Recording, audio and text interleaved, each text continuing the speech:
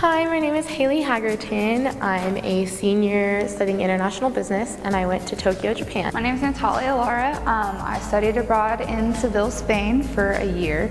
My name is Mohammed, and I'm a senior in chemical engineering. I studied abroad in France. My name is Erica Lafine, and I'm a senior visual communications major, and I studied abroad in Florence, Italy. Hi, I'm Hayden, and I'm a special education major. I'm a senior, and I studied abroad in Copenhagen, Denmark. Hey guys, my name is Hayden. I'm a double major in international business and French. I studied abroad in the south of France. My name is Sarah Miller. I'm a junior environment and humanities major. I studied abroad in Bhutan, which is a tiny Himalayan country south of Tibet, right below Tibet. My name is Jennifer Rima, and I am a senior international business major.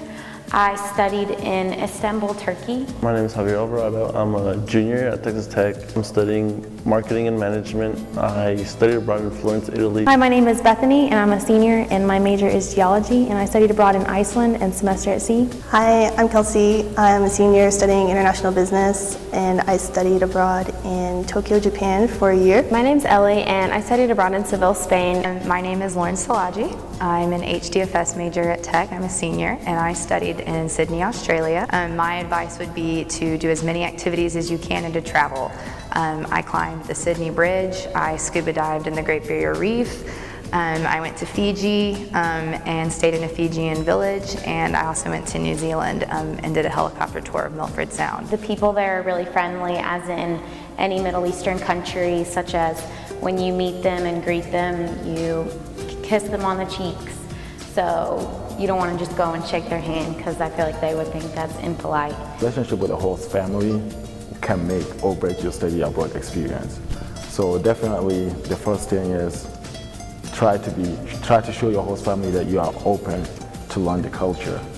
And secondly, try to abide by their rules. If they tell you you have to be home for dinner, come home for dinner. My word of advice would be to make friends with the native people there, hang out with them. I did once a week lunch with some Japanese friends that I made, and it really helps your whole cultural immersion and friends and that sort of thing. Be very open-minded about the food. It's going to be very different from what you're used to, but if you give it a chance, it's very delicious, and you're going to miss it very much when you leave, so try and eat as much as possible. Take advantage of any events that are going on in your city, because it's a great way to get to know the locals and interact with your culture, and it's a lot of fun. I actually lost my debit card, and they were the one that helped me call my bank and helped me with some money till I got my debit card back. So my experience was fantastic. I would definitely tell people to not be so obsessed with their cell phones and Facebook, and kind of branching out to go talk to other people, because real life experiences obviously replace all of the computer ones. The tip I have for you today is to really attempt to learn your host country's language. It's a great way to make friends. On top of that, I could say, take into account that humor doesn't exactly translate the exact same in a different language, so be careful about that. A good piece of advice would be to join a student club or organization, because it's the easiest and best way to make friends. And especially if you're not in an English-speaking country, you'll definitely pick up on a language real quick. When I also lost my laptop, they actually provided me with one of their laptops. Figure out what you're going to want to see when you're there and start planning it, because once time starts running out and money starts running out, you're going to be like, oh man, I wish I had gone to this place, or I wish I had gone to this place. But if you start thinking about it early and start asking the locals what you need to see, you'll have time and money to see it all.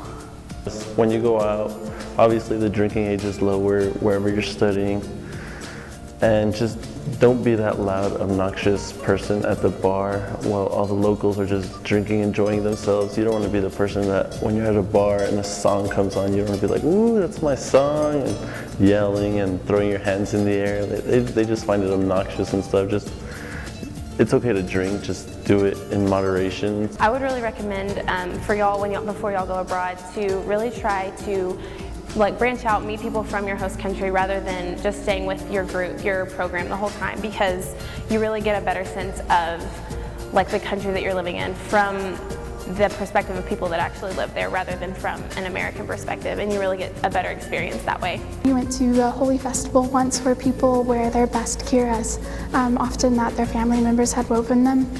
And that was the first time we saw other Westerners in weeks. And they weren't wearing kiras, they were wearing shorts and t-shirts. And it was we felt really embarrassed for them. Pack light and try to buy much of your apparel in the country that you're visiting. My advice to you is just to get lost. Just go out one day and instead of taking the street that you always take, just go down a different street and see where it takes you. I mean, take a map.